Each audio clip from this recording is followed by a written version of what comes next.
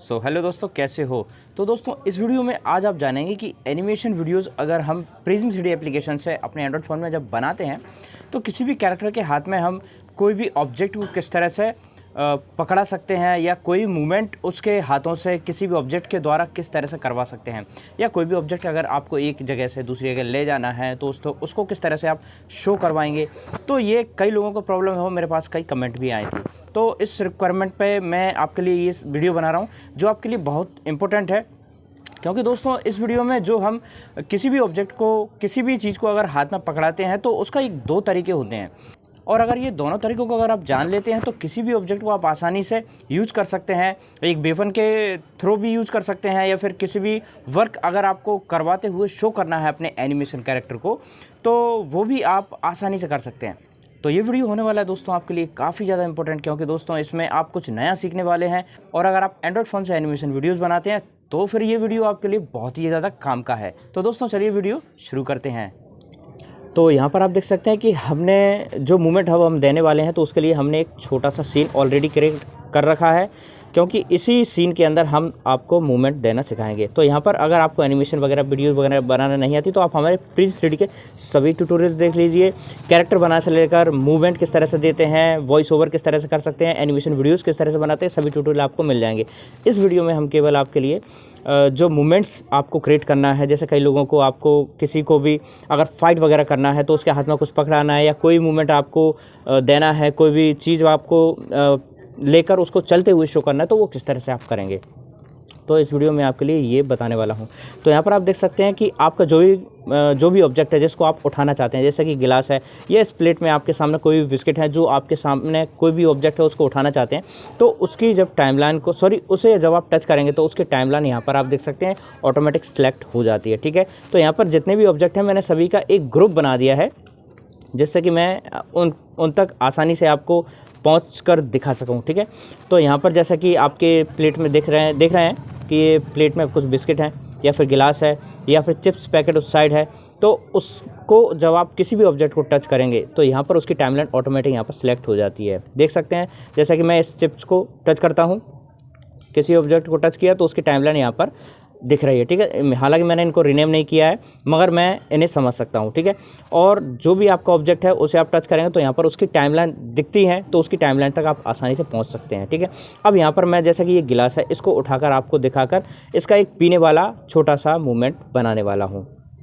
तो यहाँ पर जैसा कि हम मूवमेंट बनाएंगे तो उसको सबसे पहले हमें ध्यान रखना होगा कि हथेली में जब हम कोई भी ऑब्जेक्ट को जब पकड़ाते हैं तो उसके हाथ में पहले जो तरीका है इसको मैं बता रहा हूँ। ठीक है, पहले जो तरीके में आपका कोई भी ऑब्जेक्ट उसके हथेली में पकड़ा हुआ होना चाहिए। ठीक है, तो यहाँ पर अब मैं आपके लिए एक सीन तैयार करके भी दिखाने वाला हूँ। तो जैसा कि मैं चाहता हूँ कि एक पीने वाला छोटा सा सीन बनाना चाहूँगा। ठीक है, तो यहाँ पर हम पीने वाला जो सीन है उसके लिए गिलास चाहिए, तो गिलास हमारे सामने है, मगर ये अभी काफ़ी दूर है। ठीक है, अब ये दूर है तो हमें क्या करना होगा, सबसे पहले इस गिलास को हमें इसकी हथेली के पास में कुछ पकड़े हुए शो करवाना होगा। तो सबसे पहले मैं इस हथेली को इस गिलास के साथ में ऐड करूँगा, अटैच करूँगा। तो वो किस तरह से, जैसा कि आपका कोई भी ऑब्जेक्ट है, अब आपकी हथेली में वो ऑब्जेक्ट पकड़ा हुआ होना चाहिए। अब यहाँ पर आपके लिए जो अटैच आप करेंगे, इन दोनों को आप एक साथ में जोड़ेंगे तो यहाँ पर आपके लिए एक प्रॉब्लम भी आएगी, वो प्रॉब्लम भी मैं आपके लिए बताऊँगा। तो ये जो हथेली है, तो सबसे पहले हमें हथेली को टच करना है, उस ऑब्जेक्ट को टच करेंगे, तो उस ऑब्जेक्ट को टच करेंगे तो उसके टाइमलाइन में आप देख सकते हैं कि टाइमलाइन तक हम पहुंच गए हैं। ठीक है, आपकी अगर ग्रुप में है वो टाइमलाइन है तो आपको सबसे पहले उस ऑब्जेक्ट की मेन टाइमलाइन तक पहुंचना होगी। तो हम यहाँ पहुँच गए हैं, जिसको हमने रीनेम किया है राइट पाम नाम से। यहाँ पर आप देख सकते हैं ये है इस हथेली की टाइमलाइन। अब हमारे लिए गिलास की टाइमलाइन तक पहुँचना होगा, यानी जिस ऑब्जेक्ट को आपको उठाना है उस ऑब्जेक्ट की टाइमलाइन तक आपको पहुँचना होगा। अब इन दोनों टाइमलाइन को क्या करना होगा, हमें पहले जोड़ना होगा। ठीक है, तो क्या करेंगे, हम ये जो गिलास की जो टाइमलाइन है इसको हम टच करते हैं, इस टाइमलाइन को, इस ऑब्जेक्ट को टच किया तो हमें सबसे पहले इसकी हथेली में इसे पकड़ा हुआ शो करना है। तो यहाँ पर हमने इस गिलास को, यानी इस ऑब्जेक्ट को इसकी हथेली के पास ले आए हैं, और इस हथेली को हमें पहले पूरी तरह से क्लियर करना है, यानी उससे बिल्कुल इस तरह से हमें एडजस्ट कर देना है जिससे कि वो उसके हाथ में ऑब्जेक्ट पकड़ा हुआ दिखे। ठीक है, तो यहाँ पर हमने इसकी हथेली को कुछ सीधा किया और गिलास को बिल्कुल कुछ इस तरह से ऐड कर दिया है, यानी आपका कोई भी ऑब्जेक्ट है बिल्कुल पकड़े हुए अच्छी तरह से क्लियर कर लीजिए, शो कर लीजिए, ठीक है। अब यहाँ पर हमारे लिए क्या करना है, इसकी जो टाइमलाइन है, इस टाइमलाइन को हमें उठाकर हमें जो राइट पाम यानी जो उसकी हथेली है, हथेली की टाइमलाइन में ऐड करना है। अब आपके सामने एक प्रॉब्लम भी आएगी, वो क्या आएगी ये देखते जाइए, क्योंकि कई लोगों को ये प्रॉब्लम कोई भी वर्क करने के टाइम पर आ सकती है और उसका सॉल्यूशन भी मैं आपको बताने वाला हूँ। तो हमें क्या करना है, गिलास की टाइमलाइन को यानी G2 की ये जो टाइमलाइन है, G2 नाम की जो कि गिलास की टाइमलाइन, ठीक है, इसे उठाएंगे और हमें राइट पाम नाम की जो टाइमलाइन है उसमें डालना है, मगर ये काफ़ी ऊपर है। तो हमें क्या करना है, धीरे धीरे इसको उठाते हुए ले जाना है। जैसा कि पहले मैंने उठाया, किसी भी दूसरी टाइमलाइन में मैंने ऐड कर दिया और उसके बाद फिर इसको दोबारा उठाया, फिर मैंने इसके राइट पाम नाम की जो टाइमलाइन है जो कि हथेली की टाइमलाइन थी उसमें डाल दिया है। अब इसमें डालते ही हमारा गिलास जो है हल्का सा तिरछा हो गया और कई आप इस तरह से ऐड करते हैं, अटैच करते हैं एक टाइमलाइन को दूसरी टाइमलाइन में, तो आपकी हो सकता है एक कोई टाइमलाइन आपकी तिरछी हो जाए, टेढ़ी आड़ी किसी भी तरह की, आपका उसका साइज़ चेंज हो जाएगा। तो हमें इसका सॉल्यूशन क्या है, इसको पहले हम अंडू करते हैं यानी बैक करते हैं, तो हमारी टाइमलाइन जो गिलास की टाइमलाइन है वो बाहर वापस आ जाएगी। अब हमें इसका क्या सॉल्यूशन है, जिससे कि आपकी टाइमलाइन बिल्कुल वैसी रहे और आपका काम भी हो जाए। तो इसे उठाएंगे हम, हथेली की जो बोन है उसमें डालेंगे, जो कि अभी हमने हथेली की जो ऑब्जेक्ट की टाइमलाइन में डाला था, अब ऑब्जेक्ट की हथेली का ऑब्जेक्ट है उसमें टाइमलाइन में ना डालकर हम इसकी बोन में डालेंगे, ठीक है, जो कि हथेली की बोन टाइमलाइन है उसमें डाल दिया, ठीक है। तो क्या होगा, बोन में ही आपकी हथेली ऐड थी और बोन में ही आपका जो गिलास का ऑब्जेक्ट है वो ऐड हो गया, यानी दोनों ही आपकी बोन में ऐड हो गई हैं। तो अब क्या होगा कि आपकी बोन में ऐड करने से आपका वो ऑब्जेक्ट तिरछा नहीं होगा, टेढ़ा नहीं होगा, ठीक है। तो देख सकते हैं, अब मैं बोन को आपको चला कर दिखाता हूँ। यहाँ पर ये देखिए, जब मैंने बोन को सेलेक्ट किया, हथेली की बोन को उसको सेलेक्ट किया और जब मैं इसको हिला रहा हूँ तो आप देख सकते हैं कि अच्छी तरह से परफेक्ट अटैच हो गया है, तैयार हो गया है, ठीक है। अब मैं चाहता हूँ यहाँ पर एक सीन क्रिएट करना, जिससे कि ये गिलास से पानी पीते हुए शो करे, यानी छोटा सा मूवमेंट, ठीक है। अब यहाँ पर हमें क्या करना होगा कि हमारे लिए इसके शोल्डर से एक छोटा सा पहले मूवमेंट बनाना होगा, ठीक है। तो मूवमेंट हम बनाएंगे इसके शोल्डर से और उसके बाद कोहनी से और उसके बाद एक हथेली की जो बोन है, इनमें हम अब फ्रेम लगाएंगे, ठीक है। तो हमें पहले फ्रेम मोड में जाना होगा, एनिमेशन मोड में चले गए और उसके बाद शोल्डर बोन को हमने सेलेक्ट किया और यहाँ पर 0 फ्रेम में हम एक फ्रेम लॉक लगा देते हैं, ठीक है। अब हमारे लिए ध्यान रखना होगा कि हम कितनी देर में पानी पीने का जो मूवमेंट है क्रिएट करते हैं, ठीक है। तो हमारे लिए एक सेकंड में हम लगभग 25 से 30 फ्रेम का यूज़ करते हैं, तो हम केवल 10 फ्रेम का यूज़ करेंगे। तो अगली 10 फ्रेम में हमने फ्रेम को सिलेक्ट किया और उसके बाद शोल्डर बोन में थोड़ा सा मूवमेंट देकर उसको लॉक कर दिया, ठीक है। उसके बाद इसी तरह से हम जो उसकी कोहनी की जो बोन है उसको सेलेक्ट किया, उसी को हम 0 फ्रेम पर लॉक करेंगे, फिर उसके बाद 10 फ्रेम में हल्का सा मूवमेंट देकर उसको लॉक करेंगे और इसको इस तरह से हमें फ्रेम को यूज करना है और साथ में आपकी बोन को यूज करना है कि आपका वो मूवमेंट तैयार हो जाए। और उसके बाद हथेली की जो बोन है सबसे पहले 0 फ्रेम में और उसके बाद में यहाँ पर 0 फ्रेम नहीं, उसके बाद में लगभग 20 से 30 फ्रेम के आगे हम यहाँ पर मूवमेंट बना रहे हैं, क्योंकि जब आपकी टोहनी के साइड से आपका जो ऑब्जेक्ट आपका जो बोन है और जो हाथ है ऊपर की तरफ आ जाता है और उसके बाद आपका जो नेक्स्ट मूवमेंट है वो मूवमेंट आपके हथेली का आ जाता है। तो 30 से 40 यानी 20 से 30 की जो अगली फ्रेम है उसको हम हथेली में यूज़ करेंगे, ठीक है। तो देख सकते हैं हमने कुछ इस तरह से बोन को यहाँ पर ऐड किया। अब हमारे लिए क्या करना है, इसकी जो हथेली है काफ़ी दूर है फेस से, तो हथेली की जो टाइमलाइन है लगभग जो अगली फ्रेम है लगभग 30वें नंबर की, ठीक है। तो 30 नंबर पे हम इसे अपडेट करते जाएंगे, जो भी अपडेट हम यहाँ पर मूवमेंट करेंगे परफेक्ट लग रहा है और यहाँ पर हम उसे की फ्रेम में लॉक करते जाएंगे, यानी उसे अपडेट करते जाएंगे। तो यहाँ पर आप प्ले करके देखिए, प्ले करके दिखाया मैंने, तो ये बिल्कुल परफेक्ट अपना मूवमेंट बनाया है। अब हम क्या चाहते हैं कि ये जिस तरह से पी रहा है, तो पीने के बाद में लगभग 1 सेकंड रुकने के बाद में वापस ये रिवर्स भी तो अपना हाथ लेकर आए, तो ये मूवमेंट भी हम फास्ट क्रिएट कर देते। तो वीडियो को मैंने यहाँ पर थोड़ा सा फास्ट किया, आप चाहें तो वीडियो को स्लो करके देख सकते हैं कि मैंने किस तरह से यहाँ पर ये मूवमेंट बनाया है, ठीक है। तो वापस मैं रिवर्स इसको गिलास नीचे रखते हुए शो करना चाहूँगा। तो क्या करेंगे कि प्ले करके हमें पहले ये देखना होगा कि कितनी देर हमें फेस पर इसका हाथ लगाए रखना है, और जैसे कि मैं लगभग 50 से 60 फ्रेम आगे जा रहा हूँ, ठीक है। और उसके बाद जिस तरह से मैंने फ्रेम इसके फेस तक ले जाकर इसके हाथ को ऑब्जेक्ट का जो मूवमेंट बनाया था उसी तरह से हम रिवर्स मूवमेंट बना देंगे। ठीक है, तो यहाँ पर मैंने वापस फ्रेम को वापस उतने ही लेवल पर लाकर 10 से 20 फ्रेम का यूज़ किया और यहाँ पर प्ले करने पर बिल्कुल ये फेस बिल्कुल ऐसा लग रहा है कि पीने के बाद यानी पानी पीने के बाद में वापस वो वहीं की वहीं पर उसका फेस आ जाता है। देखिए, ठीक है, प्ले करने पर बिल्कुल परफेक्ट इसका मूवमेंट बना है। ठीक है, अब हमारे लिए जो दूसरा तरीका है उस दूसरे तरीक़े को आपको समझना होगा कि उस दूसरे तरीके में क्या है।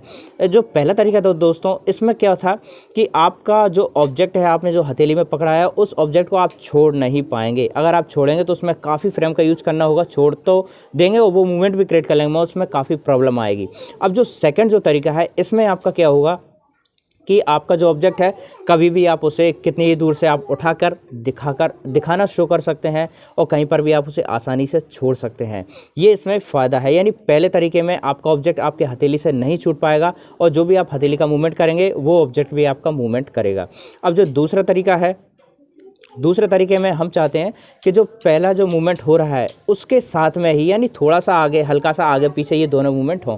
तो लगभग मैं यहाँ पर 50 से 60 फ्रेम जो है वहाँ पर से मैं दूसरा मूवमेंट स्टार्ट करूँगा। ठीक है, तो यहाँ पर दूसरा मूवमेंट मैं दूसरे कैरेक्टर में यहाँ पर स्टार्ट करने वाला हूँ। जैसा कि इसका जो हाथ है दूसरे कैरेक्टर का, इसके हाथ से मैं चाहता हूँ कि ये जो बिस्किट उठाए और खाता हुआ शो करूँगा। ठीक है, शो करे ये कैरेक्टर। ठीक है, तो यहाँ पर कोई भी एक जो बिस्किट को उठाने के पहले हमारे लिए जैसा कि हाथ का मूवमेंट बनाना होगा। ठीक है, तो हमें क्या करना होगा, यहाँ पर सबसे पहले इसका जो जैसा कि हमें हाथ का मूवमेंट क्रिएट करना होगा। हाथ मैं चाहता हूँ कि इसका हाथ आए और आने के बाद में इसका बिस्किट को उठाकर दिखाता हुआ शो करे। ठीक है, उठाता हुआ शो करे। तो यहाँ पर हमारे लिए क्या करना होगा, जो फर्स्ट कैरेक्टर का मूवमेंट है उसको आप भूल जाइए। ठीक है, अब सेकंड कैरेक्टर का जो मूवमेंट है वो हम 40वीं नंबर की फ्रेम से शुरू करेंगे। तो 40 नंबर के फ्रेम को सेलेक्ट किया और शोल्डर बोन में एक फ्रेम लॉक लगा दिया है। ठीक है, अब इसको हमें आप ज़रा गौर से सोचिए कि आपका जब बिस्किट उठाएगा प्लेट से तो पहले शोल्डर ही आपका मूवमेंट करेगा और थोड़ा सा मूवमेंट करेगा। तो इसके लिए मैं केवल 10 से 20 फ्रेम का ही यूज़ करूँगा। ठीक है, तो यहाँ पर मैं फ़िलहाल 10वीं फ्रेम यानी 40 से 50 तक की फ्रेम है, 50वें नंबर की फ्रेम सेलेक्ट की और अब इसको रोटेट जो कर्सर है बॉन को मैं थोड़ा सा हल्का सा रोटेट कर दूँगा जिससे कि बिल्कुल इस तरह से दिखे कि ये मतलब थोड़ा सा बिस्किट की तरफ हाथ किए हुए है। ठीक है, तो 50वें नंबर की फ्रेम को मैंने सेलेक्ट करने के बाद में शोल्डर के बोन को थोड़ा सा इतना उठाया और फ्रेम लॉक लगा दिया है। ठीक है, अब यहाँ पर हमारे लिए टोहनी की जो बोन है उसको सेलेक्ट करेंगे, 40वें नंबर की फ्रेम पे एक लॉक लगा देंगे और उसके बाद 50वें नंबर की फ्रेम पर हम इसका हाथ को सीधा करने के बाद एक लॉक लगा देंगे। तो यहाँ पर हमने एक छोटा सा मूवमेंट तैयार किया है। तो यहाँ पर अब हमारा जो हाथ थोड़ा सा दूर जा रहा था उसको फिर मैंने वापस शोल्डर बोन को सेलेक्ट किया और उसको हाथ को बिल्कुल सही जगह पर लाकर 50वें नंबर की फ्रेम को सेलेक्ट करने के बाद में सही जगह पर लाकर और हाथ को थोड़ा सा आगे बढ़ाकर इसको लॉक कर दिया। तो यानी इसे अपडेट कर दिया हमने।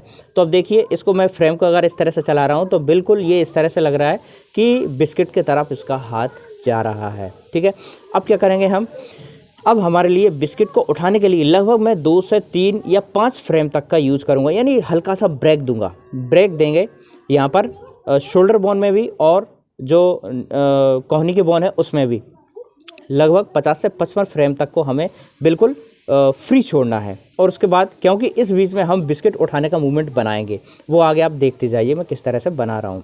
अब यहाँ पर हमारे लिए क्या करना है कि जो कोहनी की बोन है 50 से 55 नंबर की फ्रेम है, 55 नंबर की फ्रेम के बाद में ये अपने हाथ को मैं चाहता हूँ उठाता हुआ शो करे। तो यहाँ पर 55 से लगभग 65 नंबर तक की जो फ्रेम है उस फ्रेम को मैं जो कोहनी की बोन है उसको उठाऊंगा। तो 65 नंबर की लगभग 63 या 65 लगभग 65 नंबर की फ्रेम को यहाँ पर सेलेक्ट कर लेंगे और यहाँ से आपकी शोल्डर जो बोन है उसको मैं हल्का सा नीचे की तरफ डाउन करूँगा। पहले 65 नंबर की फ्रेम को सेलेक्ट करने के बाद हल्का सा डाउन करने के बाद में, क्योंकि हम कोई भी चीज़ को उठाकर डायरेक्ट ऊपर लाएंगे तो बिल्कुल उसको जो आगे हाथ का जो आगे का हिस्सा है वो बिल्कुल सिर की तरफ जाएगा। तो 65 नंबर की फ्रेम को सेलेक्ट करने के बाद में मैं हल्का सा शोल्डर से ही डाउन किया और उसके बाद कोहनी की फ्रेम को भी 65 नंबर सेलेक्ट करके उसका जो एरिया है यानी हाथ का जो मूवमेंट है मैं फेस की तरफ मोड़ दूंगा। तो वो इस तरह से लगेगा कि उठाएगा और हाथ को हल्का सा डाउन करते हुए उसके फेस की तरफ वो बिस्किट ले जाएगा। ठीक है, अब यहाँ पर हमने बिस्किट ऐड नहीं किया है, वो अभी हम फ्रेम के साथ में ऐड करेंगे। देखते जाइए किस तरह से मैं करने वाला हूँ। अब यहाँ पर आपका जो फेस है, जैसे कि कैरेक्टर का फेस है, उसका फेस भी उसके सामने आ जाना चाहिए। ठीक है, तो यहाँ पर हम चाहते हैं कि जब बिस्किट उसके सामने वो लेकर आएगा तो उसके जो फेस भी उसके बिस्किट की तरफ आए। तो यहाँ पर आपको देखना होगा कि फेस कितनी देर में आपको आना चाहिए, यानी उस बिस्किट के सामने आना चाहिए। तो उस हिसाब से मैंने फ्रेम, जैसे कि हाथ का मूवमेंट ऊपर आने वाला था, उसी के पहले मैंने जस्ट जो गर्दन का जो बोन था, नेक बोन था, उसको भी मैंने हल्का सा रोटेट कर दिया है। लगभग 7 से 8 फ्रेम का इस तरह से मैंने रोटेशन एक दे दिया है। तो बिल्कुल इस तरह से लग रहा है कि जब वो हाथ आ रहा है तो उसी टाइम पर गर्दन का मूवमेंट भी मैंने दे दिया है। तो बिल्कुल परफेक्ट ये हमारा मूवमेंट बना है। अब हमारे लिए क्या करना होगा, अब मैं यहाँ से थोड़ी वीडियो को फास्ट कर रहा हूँ और देखते जाइए मैं किस तरह से ये कर रहा हूँ। ठीक है, तो हमारे लिए अब नेक्स्ट क्या करना होगा कि उसका रिवर्स में भी यही मूवमेंट मैं दूंगा, यानी बिस्किट खाने के बाद में उसके बाद नीचे हाथ भी तो ले जाएंगे। तो इसके लिए मैं रिवर्स वही मूवमेंट एक बार और रिपीट कर रहा हूँ, जो कि रिवर्स में कर रहा हूँ। ठीक है, जैसे कि बिस्किट खाने के बाद में नीचे की तरफ ले गया, ये मैंने रिवर्स इसमें वो बना दिया है। ठीक है, मूवमेंट जैसे कि बिस्किट खाया, हाथ फेस तक ले गया और उसके बाद नीचे की तरफ उसका हाथ भी नीचे रख दिया। ठीक है, तो ये पूरा वर्क हो गया। अब हमारे लिए यहाँ पर नेक्स्ट अब स्टार्ट करना है बिस्किट को उठाने वाला वर्क, जो कि हमने लगभग 50 से लगभग 55 फ्रेम के बीच में जो हमने ब्रेक दिया था, इसी बीच में हमारे लिए ये ऑब्जेक्ट उठाने का वर्क स्टार्ट करना है। ये थोड़ा सा आपके लिए टिपिकल लग सकता है, मगर ये सबसे अच्छा ऑप्शन है। कोई भी ऑब्जेक्ट को आप आसानी से उठा सकते हो, कहीं भी रख सकते हैं, कहीं भी छोड़ सकते हैं, ये सबसे आसान है।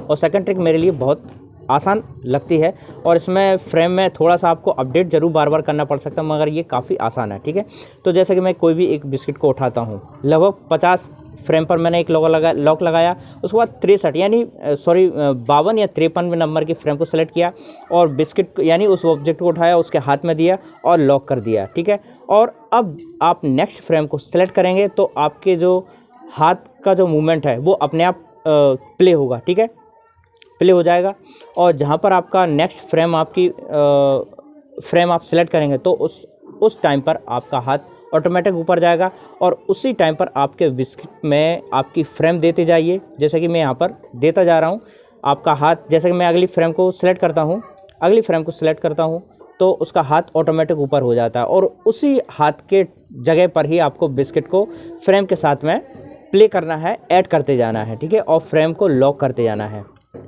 तो इस तरह से क्या होगा कि आपका हाथ जहाँ भी जाएगा और बिस्किट भी उसी हाथ के साथ में इस तरह से शो होगा कि बिस्किट भी उसी हाथ के साथ में चल रहा है। ठीक है, यानी प्ले हो रहा है। तो अब इसके हाथ में जो बिस्किट था उसके फेस तक पहुंच गया है और यहाँ पर कितनी देर तक हमने ब्रेक दिया था, वो ब्रेक के टाइम पर आपको नॉर्मल अपनी फ्रेम को, यानी जो आपका ऑब्जेक्ट है उसके फ्रेम को बिल्कुल फ्री छोड़ना है और लॉक लगा देना है।